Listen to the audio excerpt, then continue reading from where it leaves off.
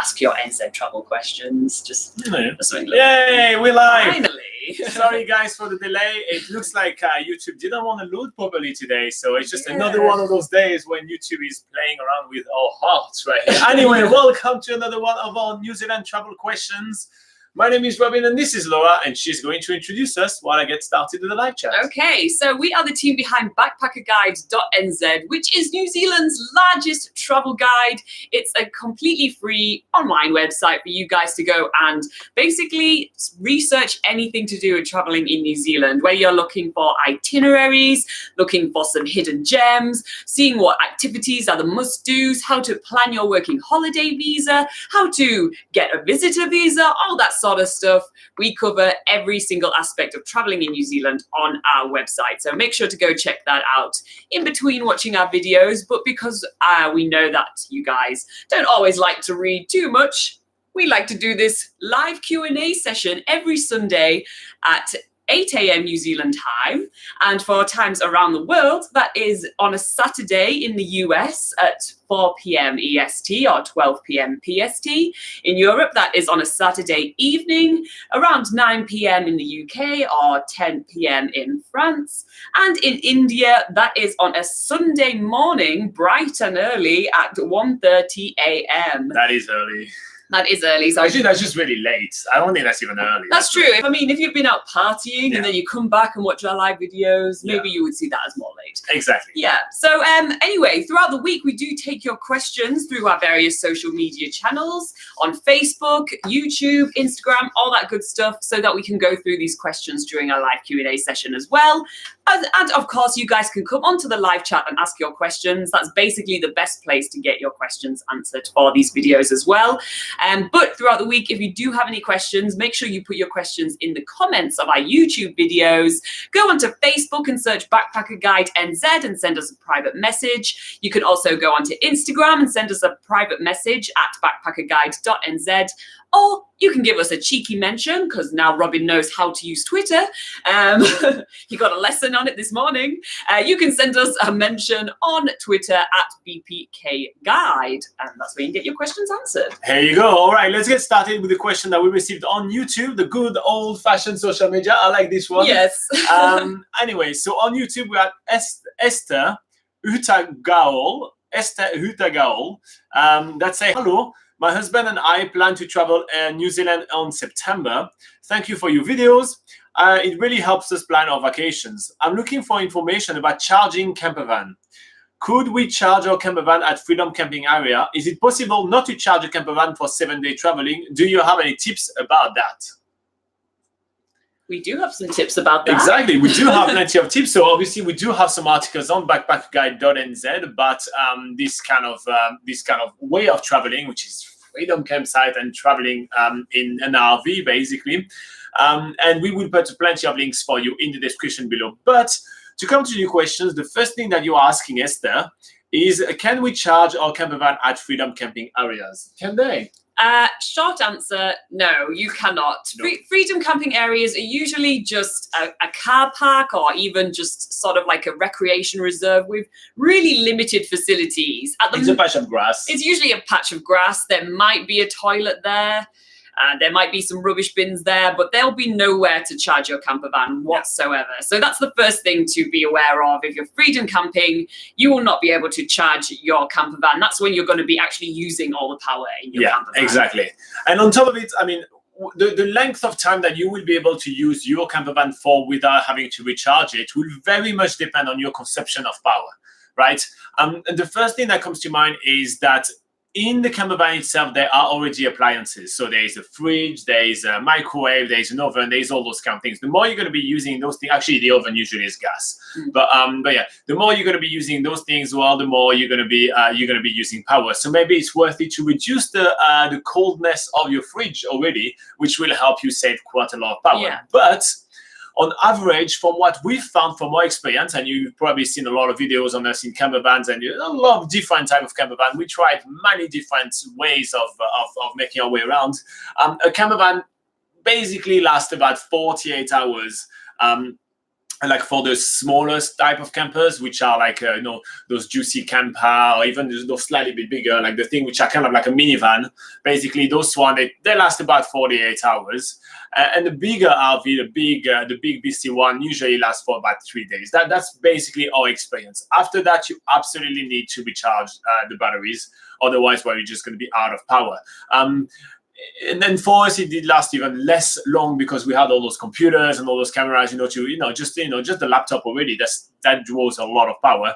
So that does happen. Now, if you do have a solar panel on the campervan, usually you can add maybe 2 to 3 more days to that. But that's really as a stretch, and that's really if you get really beautiful weather. And that's basically it. Now, one of the things that's happened with campervan is quite often you have a system in the campervan that recharges the battery as you drive. They use I think it's called kinetic energy of the wheels, to create more power and then recharge that. So if you do drive quite a lot, you will be able to recharge the campervan as well. But with all of that said, I personally do not think that you could last 7 days without charging your RV. Yeah. In New Zealand, you will need at least a halfway break. So that doesn't mean you can't use freedom camping areas. You can definitely use freedom camping areas for most of your trip, but I would suggest you plan like night 3 or night 4 to plan to do it in a proper holiday park where you can plug. At that point, you just need a powered site. It's called powered site. So you go in a holiday park, you book yourself a powered site. It's another patch of grass. You get all the facilities, in a holiday park, but you can also plug your campervan for the night, which will recharge all the batteries. Now, I will strongly suggest you book yourself one night. The powered site are really not that expensive around New Zealand. What kind of prices do we have in powered sites? So for holiday parks, they would be more around $40 for 2 people in a campervan. So yeah, I mean that it's not that much. It is worth it, obviously. And also that's not just for your powered site as well. Remember that holiday parks do have a lot of useful facilities. For instance, you can do your laundry there. So you can really plan to do a lot of things when you do stay in a holiday park. They also have large kitchens, which gives you a bit of a break and also means you don't have to use your gas in your campervan. You can save on a bit of gas there.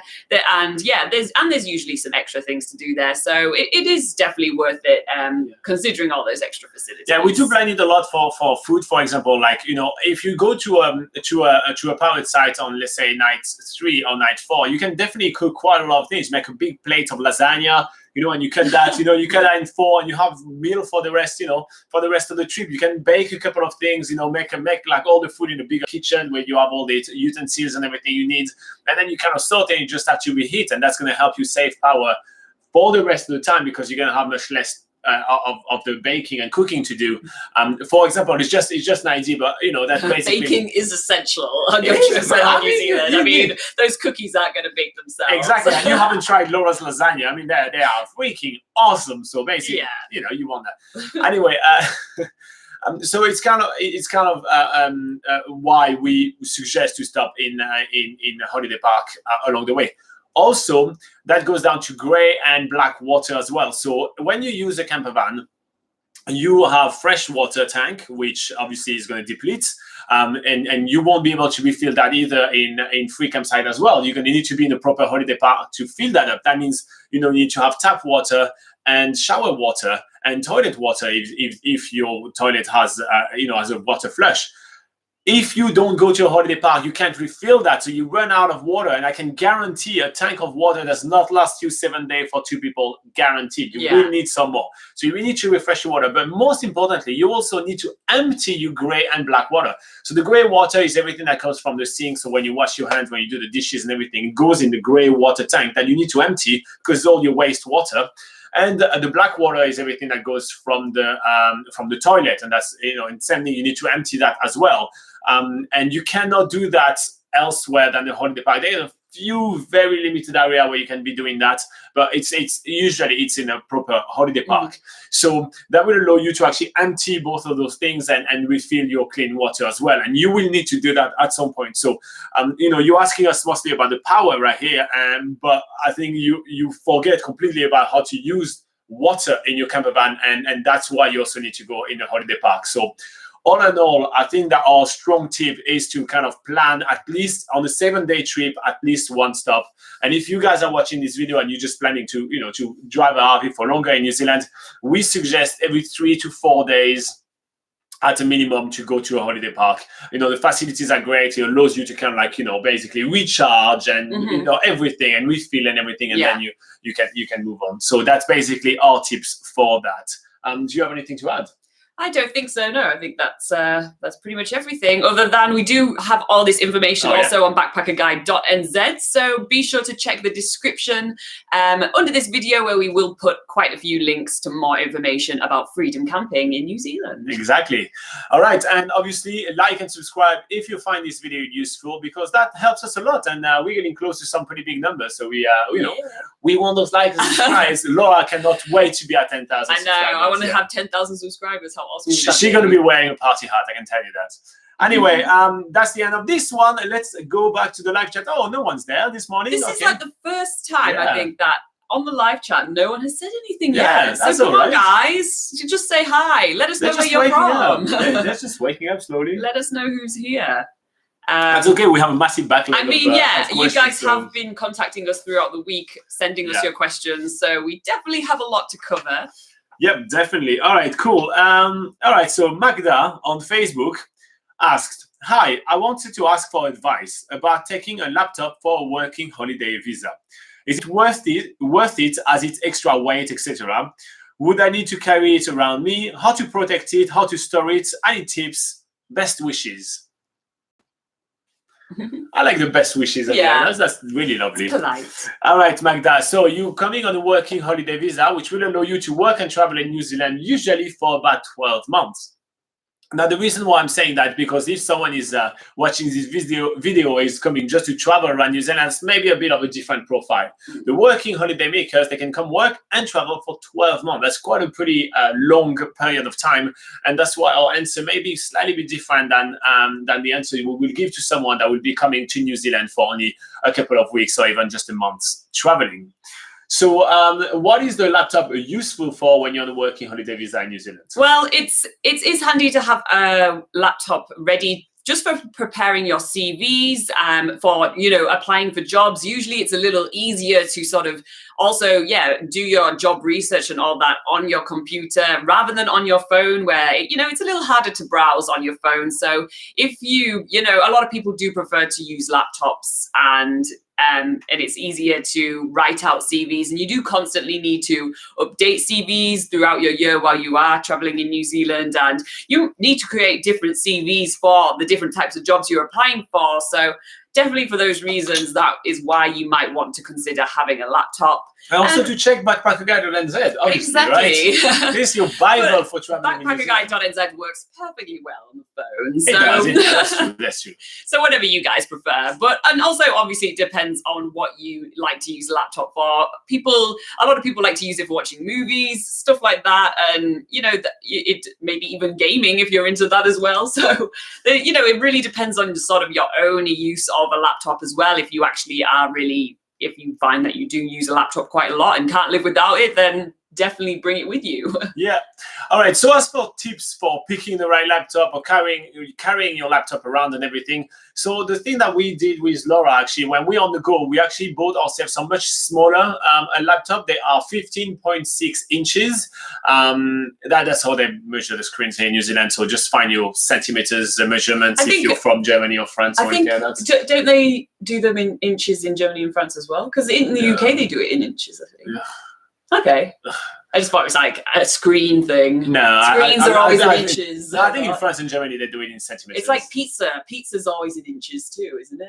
No. You don't get a centimeter pizza. In France, I know there is. Really? Yeah. I did not know that. Anyway, okay. So you take one of the smallest laptop you can, just because it's going to make it much easier for you to carry. I mean, getting those really big Busiest laptop, which now we do have to have, especially for all the videos we're making, makes it much harder to travel around. They need to have their own bag, and then, it's just much harder. So if you get one of those smaller laptop, it's much easier to carry. You can slide them in almost any bags. Now, speaking about carrying them around, there are some really good things nowadays, which are waterproof laptop sleeves, which is so handy because, well, you're going to be carrying them a little bit all around and everything like that. And that's going to make it so much easier, because usually when it's waterproof, that means dust proof, and this just gives you a lot of peace of mind when you have that in your backpack or in your bag. Now, if you do carry a laptop in your backpack, I would suggest you put it at the back of the backpack, but just keep put one piece of clothing. So you have the back of your backpack right here. You're going to put one jumper here, well folded, and here you're going to put your laptop, just because it's going to help move the weight a little bit more around, because it still gets quite heavy with the battery and everything like that. And also it will not hurt your back to have something too flat and too hard, so because you have the jumper right here. So that's how we basically carry it around as well. Now, going back to buying the laptop, you also want to get a laptop that will have a decent battery life, just because, well, sometimes there's literally no plugs for you to plug it in. It should be a cafe. It can be a cafe. It can be a hotel, where everybody has already plugged everything in there, which happens quite often. So one of the thing that I prioritize the most is definitely the making sure that the battery life is good enough. Keeping into the protection stuff, so the waterproof sleeve helps, but there is also some insurances that allow you to insure your belongings when you travel around. So, especially if you're on a working holiday visa in New Zealand, you may want to use one of those insurance for medical and travel insurance, because it's mandatory with your visa. And if you do that, well, there is some of them that allow you to add extra cover for that laptop. So if you're really worried about that, you can pay a few extra dollars and you have that covered. Obviously, you will need an adapter, because I strongly advise you to buy that back home, right? Don't buy it in New Zealand, because then you're going to go back home and you're not going to have the right plug and everything. It's a bit of a pain. But buy yourself an adapter when you buy your laptop. You can find them really cheap on Amazon. There's plenty of different adapters, a power adapter that you can get. And we do have an article on BackpackerGuide.NZ with all the best adapters that you can use, from the super cheap to the super high tech and everything in between. We tested quite a lot. So it's really important to keep that in mind when buying your laptop. You want to make sure that you have a correct adapter for that as well. Obviously, for 12 months, I would say yes, take a laptop. But if you decide not to take a laptop with yourself, there are plenty of other ways to access the internet. Cybercafe, which are like internet cafes, libraries, and all of that. And a lot of them even have actually computers for hire. You don't just get the internet; you get the computers. Yeah, and that's also the case in a lot of hostels as well. Some hostels have computers, like a little computer area as well. Particularly the nomads hostels around New Zealand. They tend to have a little computer area as well.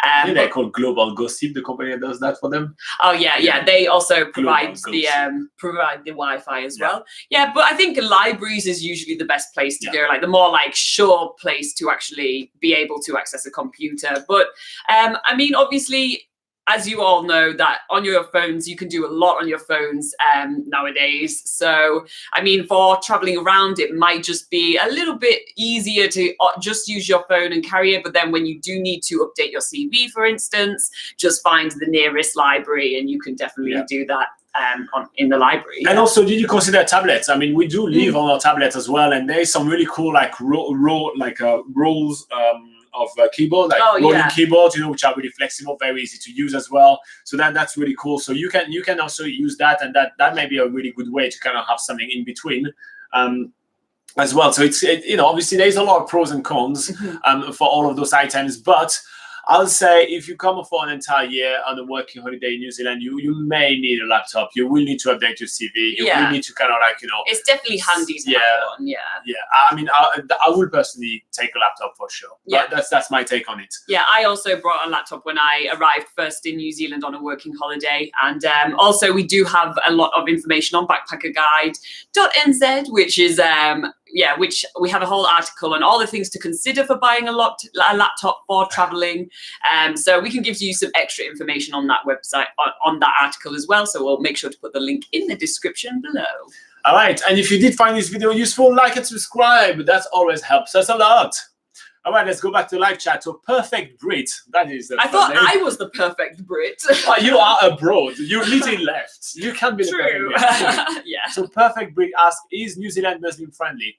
I'll be honest with you, New Zealand is one of the friendliest countries I've ever visited. I worked and traveled in 16 different countries, and they're super tolerant. There is a really great Muslim community here. We do actually have some Muslim friends. I mean, they're still friends, but that's when I used to live in Auckland, so they're not I close see them very more much. as acquaintances now. We haven't spoken in a while. Yeah, and basically what I wanted to say out of that is that they never kind of say, no, they don't feel welcome or anything here. There is a lot of, there is a massive acceptance and everything like that. And yes, there has been an incident this year in New Zealand pertaining to that religion. But first, the perpetrator of that incident was Australia, not New Zealand. And you've seen the overwhelming friendly response from New Zealand and its inhabitants and its government and everything like that. So I don't think that's a question that should even cross your mind if you're planning on coming to visit New Zealand. New Zealand is extremely friendly with any kind of religion, any beliefs, any type of people, whatever you believe in, whatever your lifestyle is, whatever your sexuality is, everything. New Zealand is extremely, extremely friendly and extremely accommodating. And you can feel safe traveling. And thank you very much for proving that Laura is not the perfect Brit. Oh, so sad. All right, if you guys have some extra questions, make sure to put them in the live chat. We are here to answer everything for you guys. In the meantime, we have all the questions that you guys sent us on social medias and on. I'm gonna ask this question. And any of the comments on YouTube. So the best way to ask a question is to put it in the comments sections of any of our videos if we're not live. And the second best way, actually the first best way, is to come live right now and just put your question in the live chat. Yeah. Anyway, let's go through one of the questions. Okay, so this question is directed right at me, not at you. What? It is from Amy on Facebook. She asks, "Hi Laura, I'm organising my honeymoon with my husband and we want to do a 2 weeks road trip to New Zealand. I love your videos and website so much. I really feel like we're like-minded. I was wondering if you could give me a bit of a hand. We would love to see both islands. And thank you so much for all your hard work."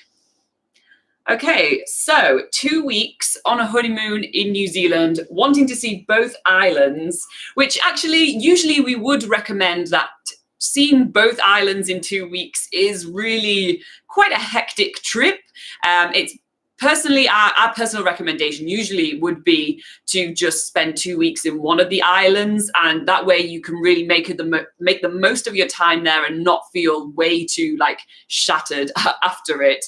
But because you are specifically wanting to see both islands, we will go through an itinerary for you right now, and we just happen to have the perfect itinerary on BackpackerGuide.NZ. You actually wrote that one only about a week ago or something. Yeah. Look at that. What's her name? Amy. Look at that, Amy. New Zealand honeymoon itinerary in 2 weeks. She literally wrote that a couple of weeks ago because so many people were asking about it. So yeah, here you go. How cool is that? So we're going to go through this whole itinerary with you. And obviously a link to that article will be in the description below. But if you don't want to, click on the description, you go on BackpackerGuide.NZ and on the search bar, you type honeymoon. Or even better, you click on travel tips and then you click on itinerary. Yeah, so we will be getting our trusty map out right now. Is it trusty? It is trusty. All right, let's go for the map. It's not let me down yet. Yet? How can it let you down?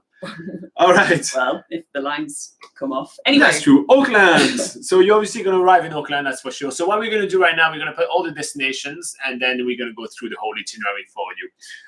Hey, Rotorua, Tekapo and Tongariro at the same time, but let's just put Tekapo. All in the same place, yeah. Wellington. Yeah. Motueka. So we're going to leave that for Abel Tasman as well. Kaikoura. Oh, Kaikoura's over here. Lake Tekapo. Oraki Moncook. Queenstown. Put us Milford Sound. Here you go. Sweet. All right, so the reason we put only those things or all those things on the map is just because we feel that there are some of the most romantic things to do in New Zealand, and we'll go over why and what they are, and basically the best honeymoon itinerary ever for New Zealand. All right, so we're starting right here in Auckland City. So the reason why we start in Auckland City is because most of the flights arrive in Auckland. Also, usually some of the cheapest flights in Auckland.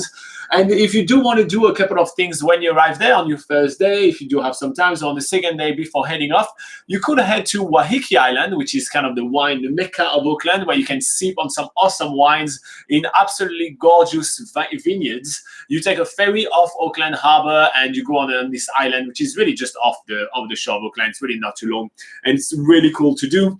Another romantic thing to do is to head up the Sky Tower. There is something called the Orbit Restaurant, which from the top of there, the restaurant actually kind of like moves around, and you can see everywhere around. And it's it's one of the most romantic restaurants in the country. You can see all the Auckland skyline. You can see the beautiful Hauraki Gulf, which has plenty of islands just off the shore of Auckland. It's really awesome to do. If you guys are more into wildlife and you want to have this massive wow factor, as soon as you arrive, you can go whale watching or check out some dolphins as well. There is Auckland Whales and Dolphin Safaris. Auckland Whales and Dolphin Safaris, which is definitely worth doing as well. So if that's more kind of your thing to do, you can definitely do that. If you guys are absolutely insane, you can strap together and do a bungee together. You can go on the harbour bridge, strap together and say, let's just fall to our doom together, honeymoon. You're just crazy. Don't do that, but you're crazy.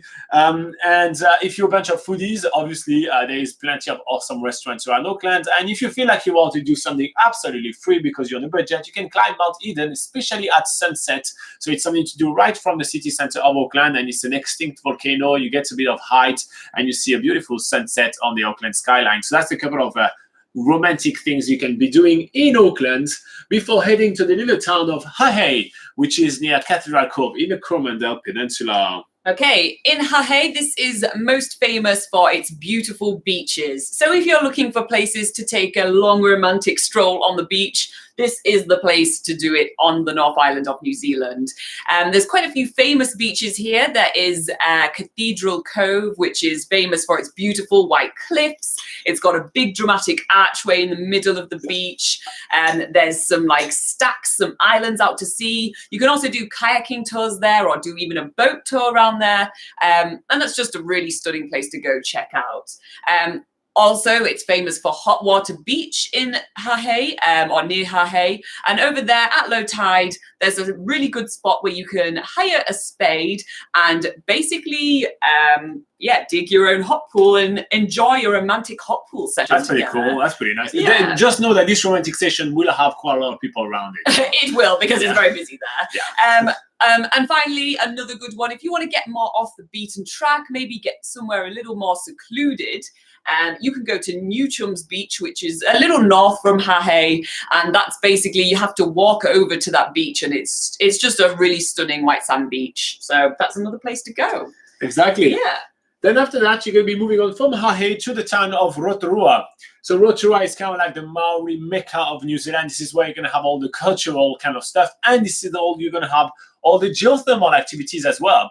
So it's a really nice place to visit. And so if you do want something a bit romantic, there is a ton of really amazing hot pools where you can unwind, relax, just get out of the stress of modern day life and just unwind. And so it's really awesome. There's plenty of, there's mud bath, there's all those kind of things. You can hire private pools. You can hire private pools as well, especially at the Polynesian Spa, which is quite cool. You have view on the beautiful lake as well. It's really awesome. You can also visit, obviously, a lot of the geothermal park where you're going to see champagne pool, romantic champagne pool. Here we go. That's a nice That's segue. A little bit of a stretch, but yeah. But no, there's really amazing geothermal park to visit, and that's always really, really cool. People really do like that. So this is nice. Another good thing to do will be to spend a nice Maori evening. So you're going to learn about the Maori culture during some of those evenings. It's really awesome, especially some of them have really gorgeous looking reproduction of Maori village, especially under the lights at night and everything. It's absolutely gorgeous. So yeah, you're gonna have some amazing romantic Instagram pictures there, that's for sure. Yeah. If you want something absolutely, if you are more into like really gorgeous views, you can go up the gondola. They have a restaurant up there, so you're on top of a bit of a mountain, and you can just have a beautiful view and have a meal. But if you want some even better view, there are some amazing helicopter trips that can take you above volcanoes and Mount Tongariro. You can even go up to White Island, which is the New Zealand marine volcano, which is absolutely fantastic, and you can take all those helicopter flights from there, which is quite awesome. And lastly, if you're absolutely crazy, again, if you were the one that decided on the bungee jumping, you can do whitewater rafting. In Rotorua, they have the highest commercially raft whitewater rafting the highest commercially raft waterfall in New Zealand, which is over 7 meters, which is really the highest waterfall you can raft on in the world. Yeah, commercially. So it's quite crazy. So you do rafting, and then you go down 7 meters, and then you keep going. So it's quite cool. So yeah. That's basically it for Rotorua. Then we're moving on to Tekapo and Tongariro. Okay, I'll put that here then. Okay, so in Tekapo, if you missed your chance at getting a hot pool session in Rotorua, there's plenty of opportunity to do that in Tekapo as well. But otherwise, there's quite a lot of adventure activities. If you want to do something crazy together, like a tandem bungee jump into the Waikato River, you can do that in Tekapo. You can do skydiving, or you can do something a little more relaxing, such as enjoying a sunset cruise on Lake Tekapo. There's some really awesome sailing boats which take people out to the Maori rock carvings. And yeah, so there's and obviously sailing on the lake is a pretty romantic thing to do. And also you can do a tandem parasail in summer over the lake as well. So you can get strapped together in a harness, be shot up in a parachute, and enjoy the views of Lake Tekapo from up there. So yeah, Tekapo really has a lot of things to do. And if you do have more time in Tekapo, it's definitely worth doing the Tongariro Crossing. Yeah. There's a lot of shuttles which will depart really early morning, usually around 5:30 a.m. from Tekapo, taking you to one of the most popular day hikes in New Zealand, which is the Tongariro Crossing. You get to go over some amazing volcanic landscape. It's quite a long hike. It's around 19 kilometers and it's one way, so you will need to get some shuttle transport at the other end. But if you want to have an adventure together, that's definitely an awesome one to do. All right, so we're arriving on day 6 in Wellington. So we've done about 1 week on the North Island, and we're about to start our 2nd week on the South Island. Now, Wellington is New Zealand's capital city. It's an amazing place for foodies. So if you're into your food, you're gonna have plenty of offer right here, and especially like all the coffee shops and everything. There is just so much there. So if you want to treat yourself, it's pretty awesome. There is a really nice walk full of sculptures and things to see along the waterfront. It's quite nice to kind of unwind after a crazy week on the North Island. But if you're into doing a few more activities there and you want to see some awesome wildlife, you can head to Zealandia, where you're going to have a lot of native birds in New Zealand. We find that very romantic. We love birds, but it really depends if you're into that. If you're an absolute nerd, you can go to the Weta Caves and check out a lot of the behind the scenes from the shooting of the Lord of the Rings and the Hobbits, and even they're shooting Avatar right now. Actually, the casting call just came out for extras for Avatar, which is quite amazing. Anyway, so there's you look like you're already ready for it with your blue hat on. Yeah, I'm tucking my tail under because I don't want people to see it on the camera. Okay. But yeah, and you can also visit the Te Papa Museum if you're into museums. It's one of the best museums I've ever visited in my entire life, to be quite honest. Everything to do about New Zealand. It's really cool.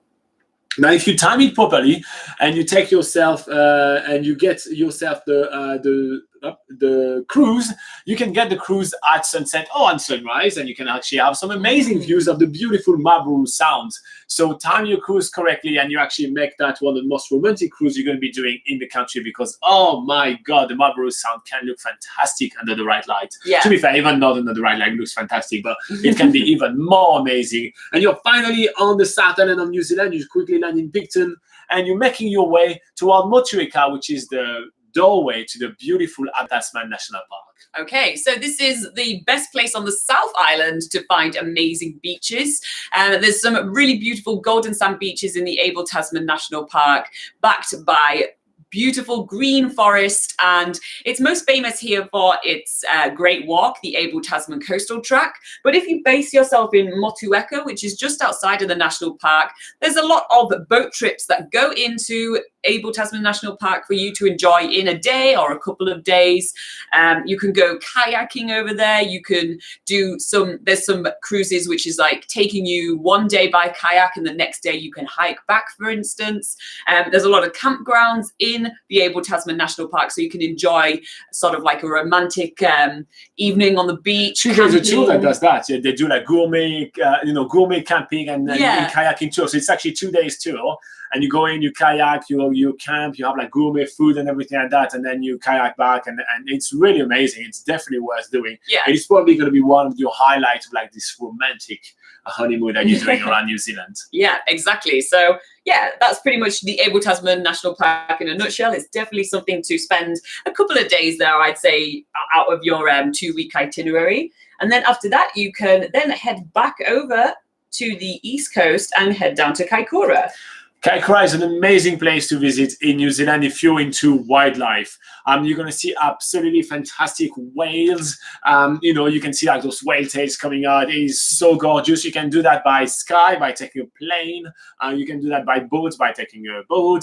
And it's really, really awesome. But you can even go swim with dolphins if you're into that. You can swim with seals, which was one of my favorite activities to do in New Zealand. It's really awesome. It's an amazing thing to do in Kaikoura, and it's definitely going to be one of your highlights as well. Plus, if you're into your food, again, if you're foodie, I feel like romantic stuff has to be like a lot of restaurant and nice food and everything. I mean, it's a cliche thing to do to have a romantic meal, but there's a reason why it's cliche. Exactly, yeah. So you can have some you can have some awesome crayfish here, which is quite cool. Romantic. So yeah, it's not the most romantic things to eat. I have to be honest. All over the place. but yeah, so they have some really amazing food there, and so yeah, you can also see some amazing seabirds there. So there is really, really, really a lot to do here, but you won't have that much time because you are heading to one of the most romantic places in New Zealand where most of the wedding photo shoots are taken, which is Lake Tekapo, and it's amazing lupins in Church of the Old Good Shepherd. The Old Good Shepherd, or whatever that guy's called. He's all in good. Yeah, so Lake Tekapo is probably one of the most photographed places in New Zealand. It's got a beautiful blue lake backed by snow-capped mountains. And yes, in summer, so between November to February, you will see those purple lupin flowers decorating around the lake. So it really is just like, for the scenery, it's a romantic place to go and check out. Activities you can do while you're there. You can do hikes around there. There's scenic flights over into Araraki Mount Cook National Park. There's even jet boat rides if you're feeling a little adventurous. And there's obviously some amazing stargazing to do, which I think is a pretty romantic thing to do. Yeah, it is. Yeah, Lake Tekapo is in an international dark sky reserve, meaning that it's basically one of the best places in the world to see the night sky. So there's a couple of good stargazing tours that you can book yourself onto while you're there. But speaking of booking yourself onto things, Lake Tekapo is the place where you will need to book the most in advance for accommodation and even for activities there, because it's such a popular place, but it has very sort of limited accommodation there. So do make sure that you book early for that one. Yeah, that's for sure. Right, so next we're heading to Mount Cook. So now Mount Cook is really close to Lake Tekapo. It's not really a long drive, and it's the tallest mountain in New Zealand. There is some really awesome things to do here, some really beautiful hikes to do, and that will take you about just a day. But if you do want to do some other activities, you can actually head into a plane and do a beautiful scenic flight around the Southern Alps, which is gorgeous, like snow-capped mountain. It's so stunning. Plus, on top of that, you are right at the base of New Zealand's longest glacier, which is the Tasman Glacier. It's absolutely fantastic. It's definitely worth doing. If you really want to do to walk on the glacier, you notice that we didn't get you to go to the glacier country where you can do glacier hike, but it's a highlight of things to do in New Zealand. Well, in Mount Cook, you actually can do heli hike on the Tasman Glacier, which is New Zealand's longest glacier. It's one of the least busy glacier in the country. It's really awesome to do. And so if you do want to actually hike on top of the glacier, definitely you should do that there. So that's our opinion on Mount Cook. Definitely, absolutely worth doing. Yeah. And then you're going to head to Queenstown.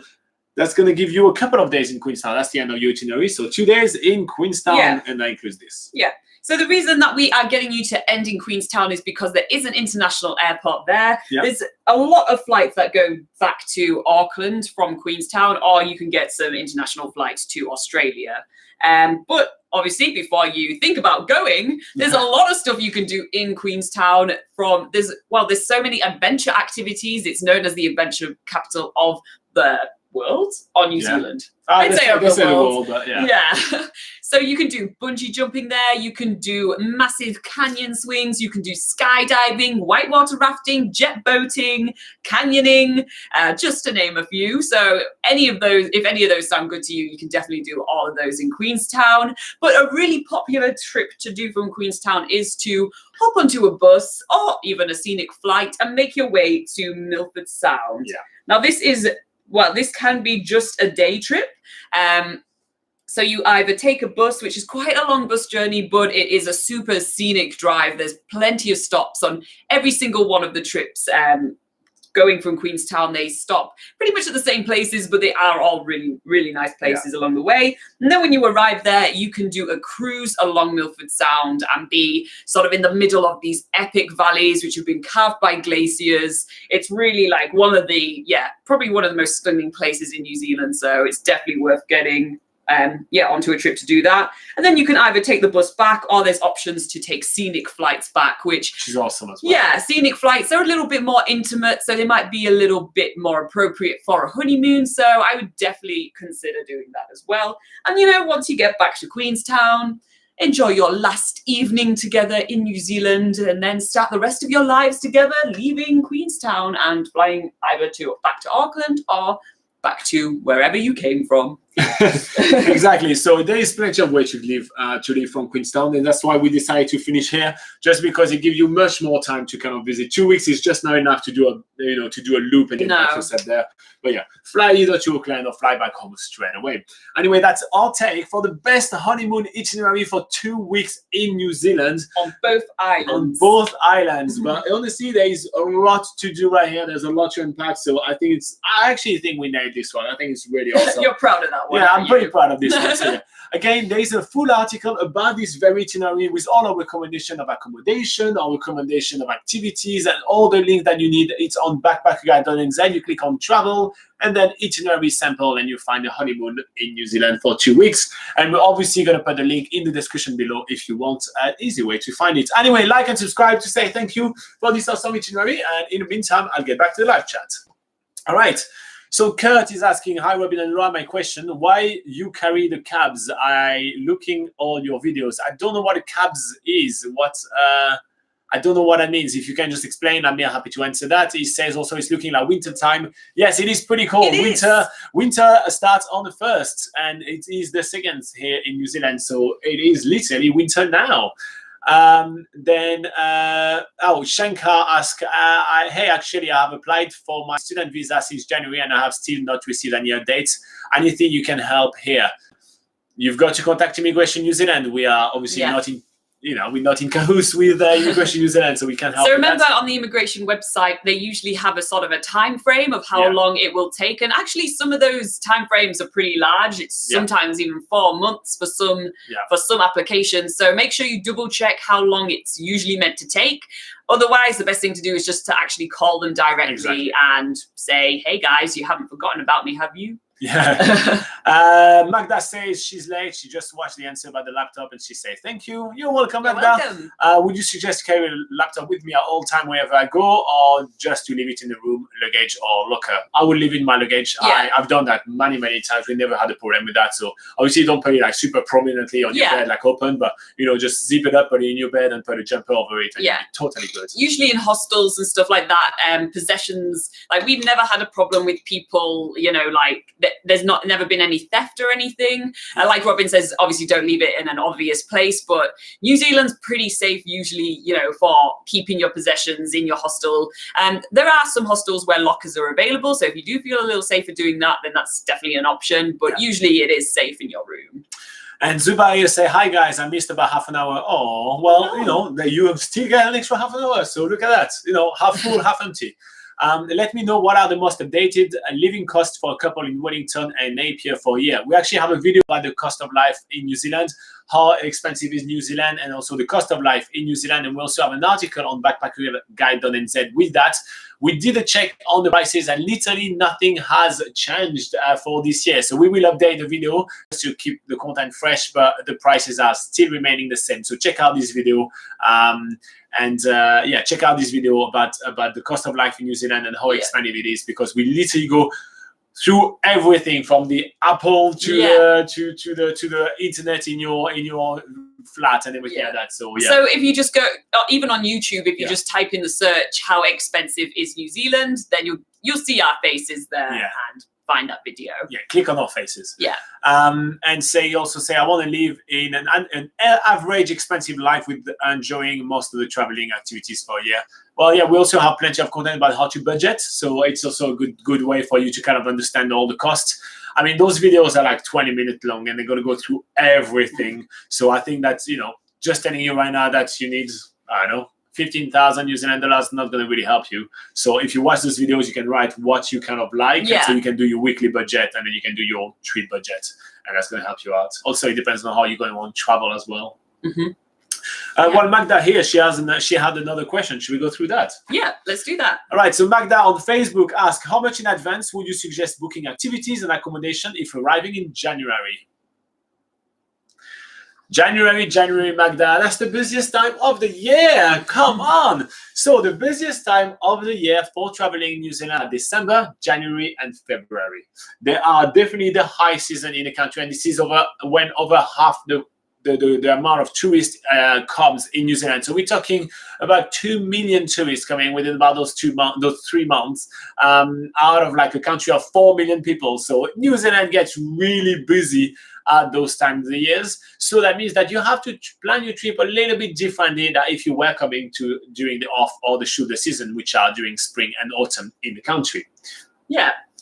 So for booking, it is probably best to book at least at December. If you're coming in January, start booking everything in December, because this is basically when things are going to start filling up for January.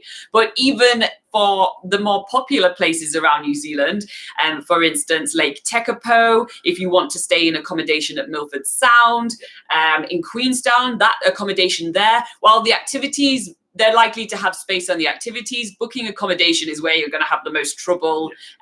So in these places, I would recommend booking your accommodation around October time.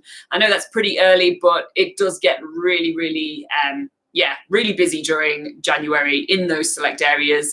But if you are coming on a working holiday, which, as Magda's already shown that she is, maybe avoid actually traveling at those most popular places. Yeah.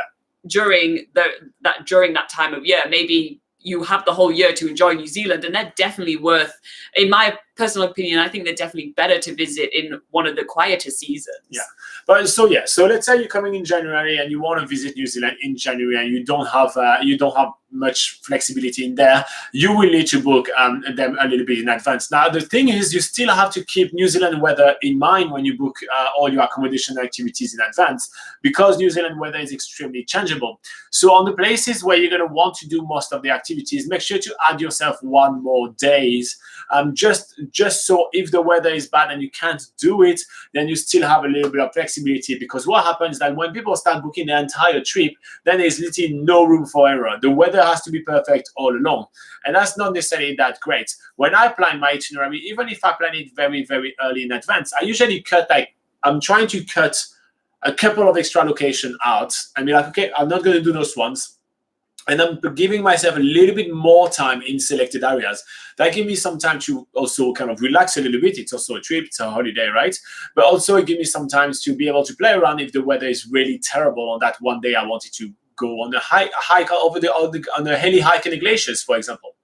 Now, for the places where we say you have to book really much in advance, Laura mentioned most of the places where you have to book extremely in advance for accommodation, and you really have to. It's crazy how fully booked it gets, and how often we see people contacting us on Facebook and say, hey, there's no accommodation available in Queenstown, there's no accommodation here and there, or the only accommodation I find are $800 a night, which does happen. So that's quite crazy. So, but there's also a few activities that you kind of have to make sure you secure if you really want to do it.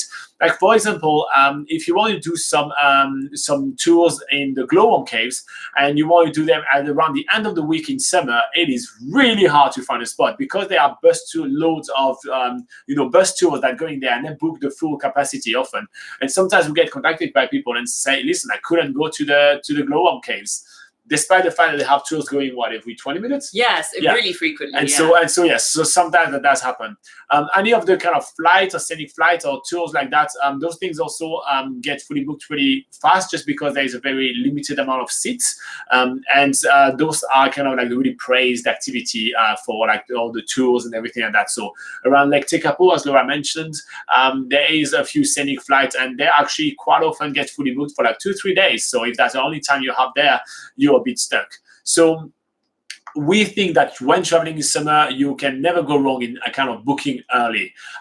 Now, one of the tips that we give people, and why we actually link on our website, we link a lot on Viator or Viator or whatever you pronounce that word, for activities, and on booking.com for accommodation, is because those give you some options to get some refunds if, or also label very clearly the refund policies, rather than booking it directly when sometimes they would give you a voucher for a free night, but it's kind of like, when are you coming back to New Zealand, or this and that. So if you book on like booking.com and everything like that, which is why we link to there, you have kind of very clean and clear refund policies that will help you have this flexibility if your trip change.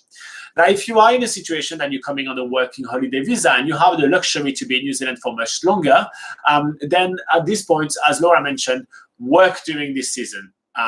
Literally work there and travel in the shoulder season, which is autumn and spring in New Zealand. Can you give us the months? So autumn will be around June, May. Okay.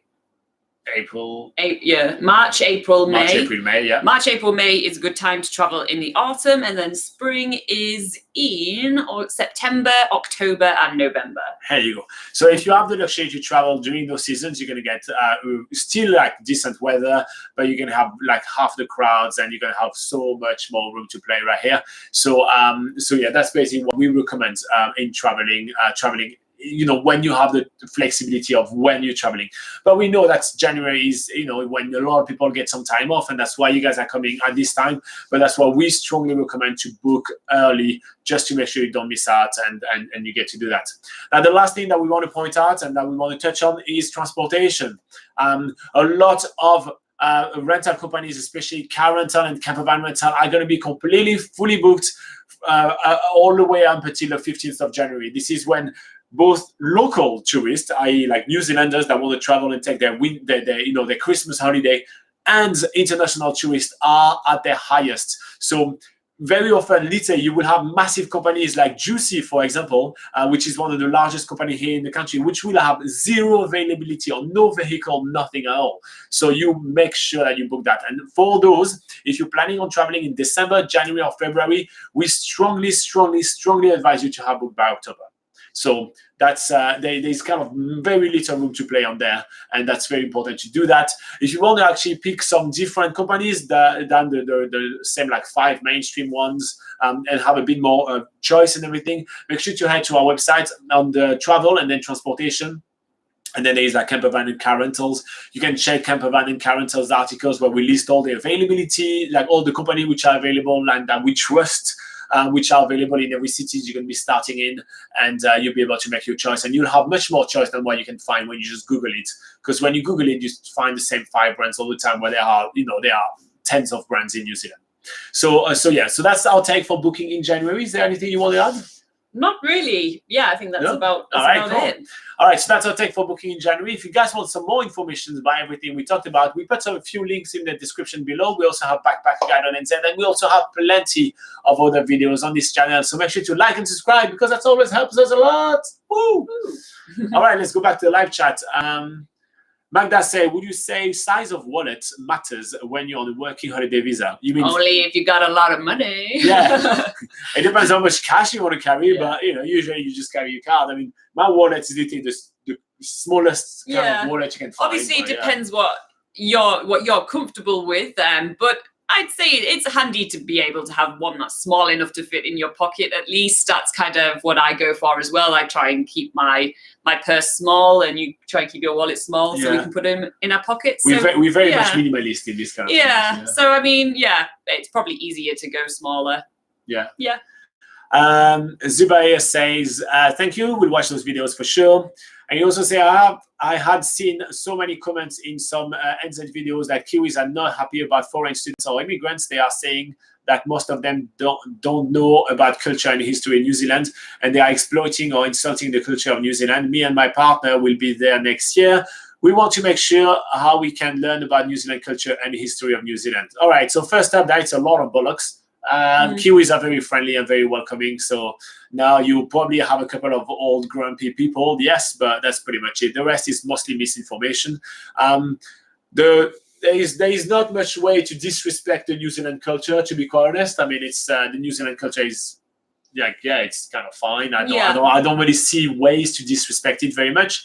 But if you want to learn more about the culture of New Zealand and the history of New Zealand, we actually have some short articles about the history of New Zealand, the culture of New Zealand. So if you head on BackpackerGuide.NZ and just type the word history, for example, you'll find an article where we just go a quick rundown, like what happened, before colonization, all of that. So you kind of have an idea about the time frame, and you know that. Yeah. There's nothing wrong with not really knowing anything, but I think when you actually arrive in New Zealand, if you do show an interest, there's a lot of tours where around New Zealand when you're traveling and stuff where the tour guides will be really happy to share their history and their culture with you, for example. So I think it's okay to not know things, and usually Kiwis and Maoris, they're really happy to tell you about the history and the culture. And if you show an interest, I think that's like the most respectful thing you can do, is to be curious and to be interested is probably the best way to go about it, as long as you're not acting ignorant. If someone's telling you something, or if you're acting like you don't care and things, then that's obviously where you might insult a few people. But if someone tells you don't do this and then you do it, well, that's insulting. But I mean, you kind of have to force it to kind of insult people in here. I mean, I think it's quite. I think Kiwis are pretty laid back, so I don't think there is much of a problem with that. So that shouldn't be one of your worries when coming to travel and study in New Zealand. Plus, New Zealand makes a lot of money out of international travelers and students, so it's a massive part of the economy. Tourism is the largest industry in the country, and the university here in New Zealand are really big business. So they depend on it anyway. So I don't know why would they not be happy to have students. It just really puzzles me, and it's not something we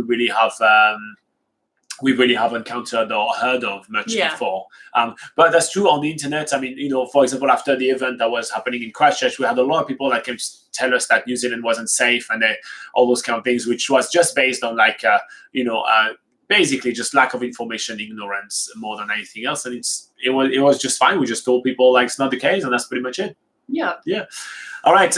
Ankita says, hello there. I'm coming to Invercargill on the 30th of June. Oh, man, that's really cool. Bring yourself a warm jacket because it's getting really cold right now. And especially in Invercargill, which is the southernmost city in New Zealand. So that's the closest city to Antarctica that you can get to. Yeah. So, Ankita, right now you have 28 days to go and find the warmest jacket you can find. So go ahead. Get yourself a beanie. Yeah, get yourself a beanie, some nice woolen socks. Make sure that you're warm, because in Invercargill it's going to be cold for the next about 2-3 months. But Invercargill is a pretty awesome place to be. It's a really nice, relaxed city, and you can do a lot of really cool trips around to Fiordland National Park. You can go to Tuatapere and go try the sausages over there. You can go down to Stewart Island, which is really awesome. We absolutely love Stewart Island. You can go see the birds and the kiwi birds and stuff like that. Yeah, Invercargill's a cool place. You'll have fun. Did you watch our video about Invercargill and Kita? We have a ton of videos about plenty of activities to do there. So make sure to check those one out. There's somewhere in the channel. Just type Invercargill on it, or even just type Southland, and you're going to see a lot of stuff. We even have some playlists for you. So if you go on the playlist tab of our channel, you'll be able to watch a lot of our videos about everything to do in Invercargill. You can see what the town look like. You can see us roaming around everything, which is quite cool. Magda say thanks guys. Well, you're very welcome, Magda. And Zubair say grateful to you guys, happy with your answers. Oh well, if literally we only do answers for you guys to be happy about them, right? Now that's one thing that we actually encounter quite often. Actually, when people ask us questions, we tell them what we actually think is the truth, not necessarily what you want to hear. So it's kind of sometimes some people are not happy with that. So I'm glad that you actually are happy with the answers, Zubair. That's cool. Yeah. All right, guys. So that's going to wrap it up for today. Thank you very much for joining us for another one of our live sessions. Again, if you guys have some questions and you happen to just watch a rerun of these videos, you didn't catch us live, damn, you can still put in the comments of these videos all your questions and we'll be able to get to them next week. We always have a big backlog, like we didn't even go through everything we had to do today. Yeah. So we always have a backlog of questions, but we always end up going to there. Like, for example, Magda had 2 questions for us, like that, about 2 weeks old, and we still got to do them today. Yeah. And so make sure to put them in the comments of any of our videos. Make sure to like and subscribe so you know when our next video is going to be. But when is it going to be, our next video? Well, I'm glad you asked. Ooh, what a beautiful segue. So it's going to be next Sunday at 8 a.m. New Zealand time, which is for you guys Saturday. If you're in the USA, it's 4 p.m. EST on Saturday, 12 p.m. PST on Saturday in the USA.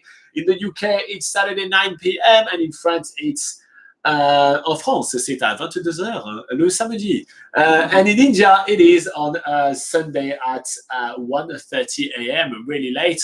But yeah, if you guys have any questions, make sure to put them in the comments of any of our videos. You can also find us on Facebook and on Twitter, and you just at BackpackerGuide.NZ, I think. If you just search BackpackerGuide.NZ, you'll find us. Yeah, and then I pull all the questions and I put them here, and this is what we do next time. Cool. That's pretty much it. Thank you very much, guys. Bye-bye. See you next week.